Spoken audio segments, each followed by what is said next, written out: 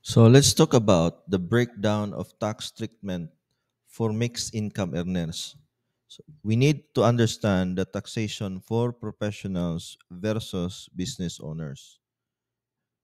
The professionals are or can elect to be under the 8% optional or 8% tax on gross sales or receipts, or they can also be under the graduated income tax rate. Pero pag business owner ka or business income other than your professional income, you can only elect to be taxed under the graduated income tax rate. So what is a mixed income earner? If you earn from both a profession and a business, you are classified as a mixed income earner.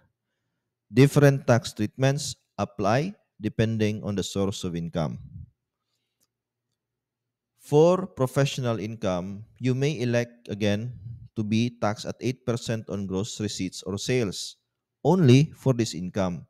Pero yung 8% will only apply to any sales exceeding 250,000. The first 250,000 of gross receipts is exempt from income tax. Beyond 250,000, the 8% tax applies. Ano naman yung tax treatment for business income? You cannot apply the 8% tax rate kasi nga, ang option na yan is for professional income only. You be subjected to the graduated income tax rate from 0 to 35%. And if below 3 million ka, meaning hindi ka vatable, on top of the graduated income tax rate is you will have to pay 3% percentage tax. Pero, yung 3% percentage tax can actually be deducted from your tax due at the end of the year. Ngayon, business income, you are under graduated income tax rate. You may choose between the two, either as a deduction, either the optional standard deduction or OSD, or the itemized deduction. But if your gross sales exceed 3 million, you'll now be subjected to the 12% VAT. Graduated income tax rate, walang percentage tax, pero subject sa 12% VAT kasi nga yung gross sales mo exceeds 3 million. Nga pala, balik tayo sa professional income. Yung 8% tax on gross receipts, applicable to pag hindi ka nag-exceed ng 3 million yung gross sales mo.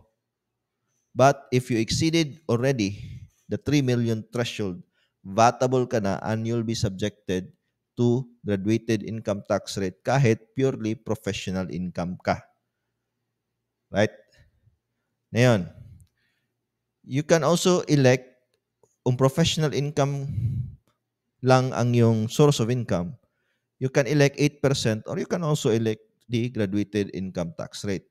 And now you can use either OSD or itemized deduction. Sa percentage tax naman of 3%. Again, if not VAT registered and business income does not exceed 3 million, you must pay 3% percentage tax pero deductible to sa tax due at the end of the year. Pero if you opted for the 8% tax on professional income, the percentage tax on professional fees is exempt. Walang 3% kasi in lieu of all other income tax, yung 8% tax on gross sales or receipts. Summary, if you only earn as a professional, you can opt for the 8% tax on gross receipts. If you also have business income, you cannot apply the 8% tax rate on it. It will be subject to graduated income tax rate. Medyo misleading. Pero, alam nyo, pag both, you both have professional income at the same time meron kayong business income, actually yung professional income can still be subjected to the 8% tax on gross receipts lang. Yung professional income lang. While the business income, matik, subjected to the graduated income tax rate. I just have to clarify. Under the Revenue Regulations number 8-2018, yung dinefine yung self-employed individuals, professionals, and mixed income earner. In-explain doon na only self-employed individuals and professionals earning solely from their practice may avail of the 8% tax on gross sales or receipts. While Section 5 naman clarifies that mixed income earners must compute taxes separately for professional income which may be subject or may qualify for the 8% rate and business income which follows graduated rates. Parang magulo.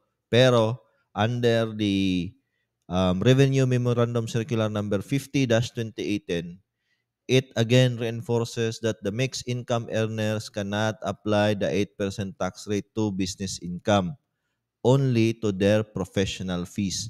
Meaning, yung business income will be subjected to the graduated income tax rate at yung professional income will be subjected to 8% tax rate if you elect to be taxed at 8%.